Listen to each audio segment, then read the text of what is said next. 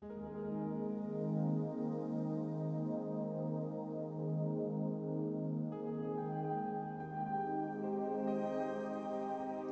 जय मसीह की। आइए हम लोग एक बार और इस वचन को मनन करें। यूहन्ना सुसमाचार उसका 14 अध्याय उसका 6 वचन, जॉन चैप्टर 14 वर्स 6। यीशु ने उससे कहा, मार्ग और सत्य और जीवन मैं ही हूं, बिना मेरे द्वारा कोई पिता के पास नहीं पहुंच सकता। हमने मार्ग के बारे में सीखा, सत्य के बारे में भी मैंने पिछले वचन में कुछ आपको बताया था। कुछ और बातें आपको बताना चाहता हूं, आप उसको भी समझिएगा, क्योंकि आज बहुत तेरे लोग सत्य को नहीं जानते। हमने शायद यीशु मसीह को ग्रहण किया है, यीशु मसीह को उद्धारकर्ता के तौर पर स्वीकार कर लिया है, लेकिन हमने पूरे सत्य को अच्छी तरह नहीं समझा। पूरा सत्य बोलने का मतलब सिर्फ आपने यीशु मसीह को ग्रहण कर लेना काफी नहीं, बल्कि आपने यीशु मसीह के द्वारा वो बताया हुआ मार्ग को भी पूरी तरह समझना है। ये मसीह जीवन है क्या? क्योंकि आज बहुत तेरे लोग जब इस बात को नहीं समझते, उनका विश्वास एक गलत रीति से प्रकट होता है। गलत रीति से बोलने का मतलब, आज बहुत तेरे विश्वासी क्या बोलते हैं, जब वो नए नए प्रभु में आ जाते हैं, प्रभु जरूर आपकी प्रार्थनाएं सुनकर आपके विश्वास को बढ़ने के लिए मदद करता है, लेकिन चलते चलते विश्वासियों को ऐसा लगने लगता है, अब मैं जो कुछ परमेश्वर को बोलूंगा, परमेश्वर मेरी सारी प्रार्थनाएं सुनेंगे और सब बातों में मुझे जवाब भी देंगे। इसलिए वो दावा करने लगते हैं, मैं प्रार्थना करते समय मुझे मालूम है, मुझे पूरा विश्वास है, मेरा प्रभु ये जरूर करेगा। और जब कई बार परमेश्वर वैसा नहीं करते, तब बहुत तेरे विश्वासी ठोकर खा जाते हैं। मैंने कितने लोगों को अपने जीवन में देखा जो बहुत अच्छी तरह से यीशु को ग्रहण किया, प्रभु के पीछे आए। कुछ लोग तो बीमारी से चंगाई पाने के लिए यीशु के पास आए, कई लोग दुष्ट आत्माओं से छुटकारा पाने के लिए यीशु के पास आए, लेकिन उनके जीवन में जब दोबारा से बीमारी आई या दोबारा से उनके जीवन में कोई ऐसी समस्या आई, वो परेशान हो गए और ठोकर खाने लगे। कई तो ठोकर खा भी गए। इसके पीछे का कारण आप समझिएगा, उन्होंने सत्य को अच्छी तरह से नहीं जाना।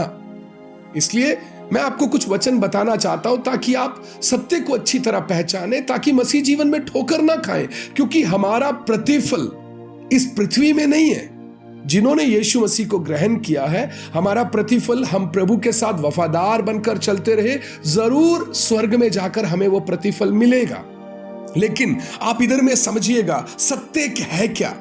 मत्ती 4 अध्याय उसका पहला वचन, जब यीशु मसीह बपतिस्मा पाकर आगे आए, पवित्र आत्मा यीशु मसीह को जंगल में लेकर गया ताकि अबलीस से उसकी परीक्षा हो।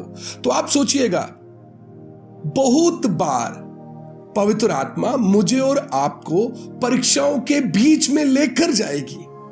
बहुत बातों को सामना करने के लिए पवित्र आत्मा मुझे और आपको परिस्थितियों में खड़ा करेगा। अगर आप इस सत्य को नहीं जानते, आपके जीवन में परिस्थिति आएगी, बीमारी आएगी, तंगी आएगी, कुछ और परेशानी आएगी, और आप पास्टर के पास जाएंगे। और कई पास्टर लोग भी वचन को अच्छी तरह ना जानने के कारण, कई पास्टर तो उपवास करना शुरू कर देते हैं, कई विश्वासी उपवास करना शुरू कर देते हैं ताकि ये परिस्थिति हमारे जीवन से हट जाए। लेकिन आप यीशु मसीह के बारे में पढ़ते समय, यीशु मसीह तो पहले ही उपवास में थे, क्योंकि बैप्टिज्म होने के बाद वो जंगल में गए, उन्होंने कई दिन खाना नहीं खाया, प्रार्थना में समय बिताया, और उसी प्रार्थना में समय बिताते बिताते उनके जीवन में पवित्र आत्मा शैतान को आने दिया। शैतान को रोका नहीं, ताकि उनकी परीक्षा हो, उनकी आजमाइश हो। तो आप सोचिएगा, कई लोगों को लगता है हमने प्रार्थना कम कर दी थी, हमारा वचन पढ़ना, संगति पे जाना कम हो गया, इसलिए दुष्ट आत्मा या शैतान हमारे जीवन में आ जाता है। मेरे प्यारो, आपके जीवन में सत्य की कमी है। आपने सत्य को अच्छी तरह नहीं समझा। अगर आपने सत्य को अच्छी तरह समझा होता तो शायद आप गलत विश्वास लेकर ना आगे बढ़ते, या आप ये ना सोचते मेरी प्रार्थना में कमी थी, क्योंकि यीशु मसीह तो 40 दिन लगातार प्रार्थना कर रहे हैं, फिर भी शैतान आया। उपवास की हालत में है, फिर भी शैतान आया। तो जरूर हमारे जीवन में प्रभु आगे लेकर चलते समय, चाहे हम प्रार्थना में कितने भी मजबूत हैं, कितने भी वचन में मजबूत हैं, जरूर हमारी परीक्षा होगी, जरूर प्रभु शैतान को हमारे जीवन में आने देगा।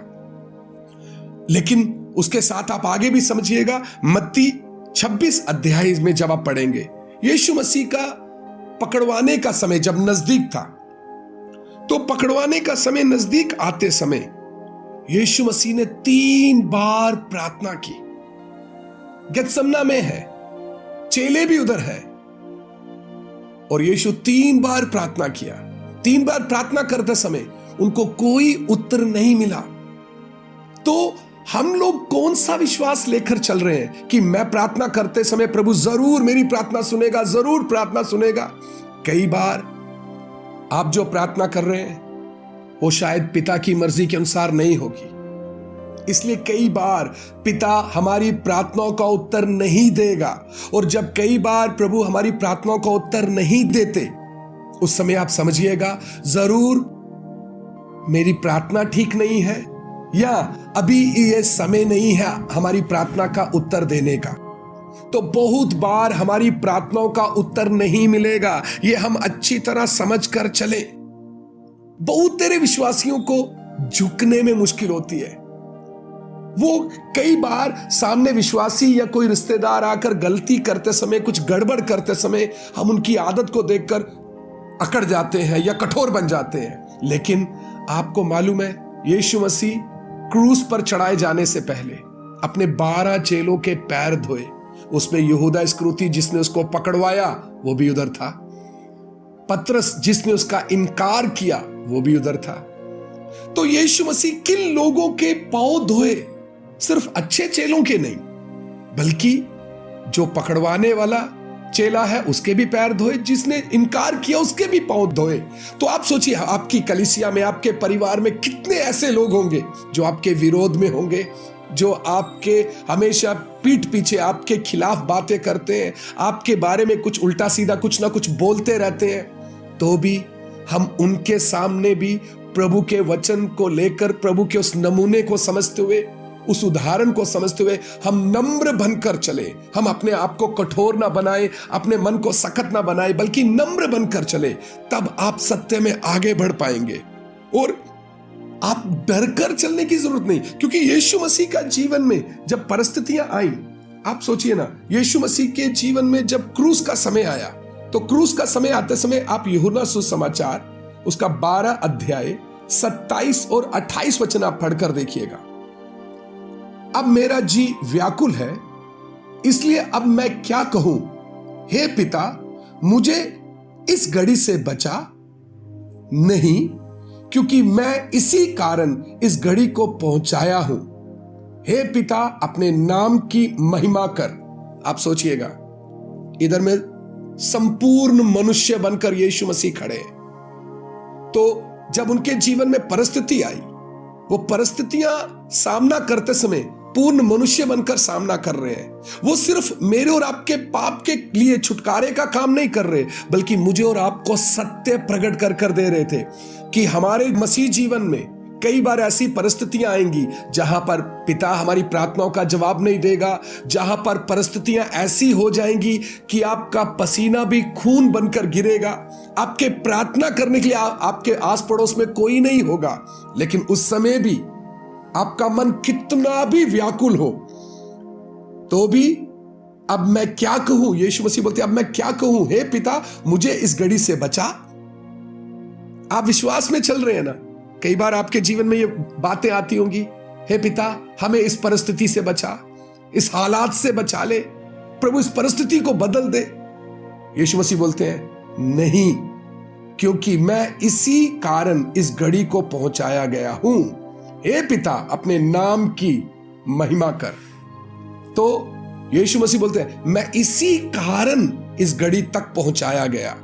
तो बहुत बार हमारे जीवन में जो बीमारी, पैसे की तंगी, परेशानी आती है, तकलीफें आती हैं, परमेश्वर मेरे जीवन में मेरे आत्मिक उन्नति के लिए, मुझे और अपने नजदीक आने के लिए परिस्थितियां बनाकर देता है। और वो परिस्थितियां इसलिए बनाई गई ताकि उसमें से होकर हम हमारे परमेश्वर के और नजदीक जा सके।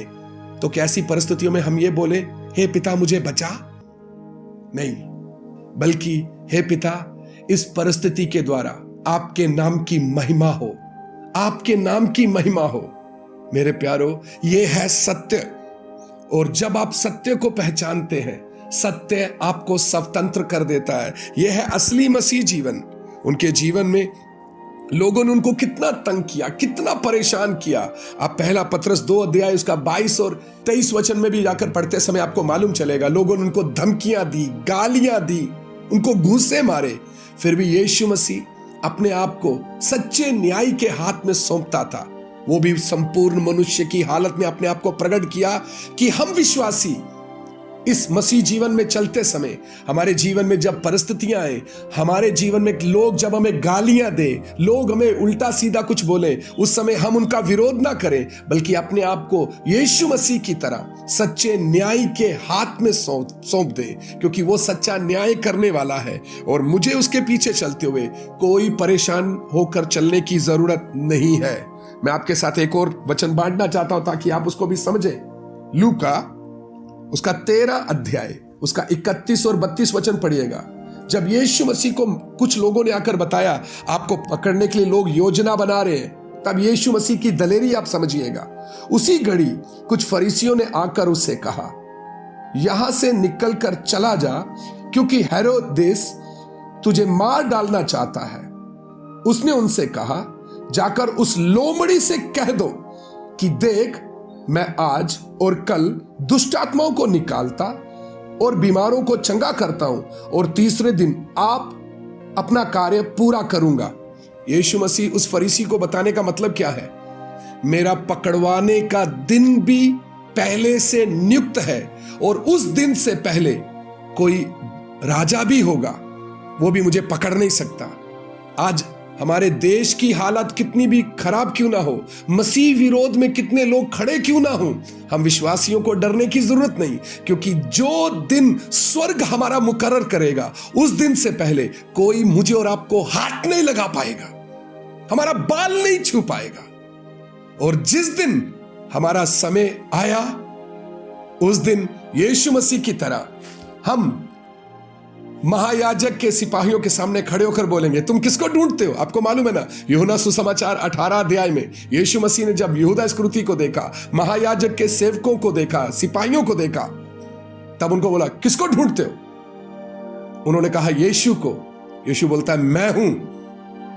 कितना दलेरी से परिस्थिति को सामना कर रहा है, क्योंकि यीशु मसीह को अच्छी तरह मालूम था आज मेरा पकड़वाने का समय है। हम यीशु मसीह नहीं है, शायद हमें यह मालूम नहीं होगा हमारा कौन सा दिन आखिरी दिन होगा, या कौन सा दिन हमारा इस संसार से जाने का समय आएगा, या पकड़ लिए जाएंगे, या कुछ लोग हमारे विरोध में आकर हमें मार देंगे। लेकिन एक बात पक्की है, स्वर्ग नियुक्त करता है मेरा मरने का दिन, मेरा पकड़वाने का दिन, या मेरा कोई और तकलीफ का दिन।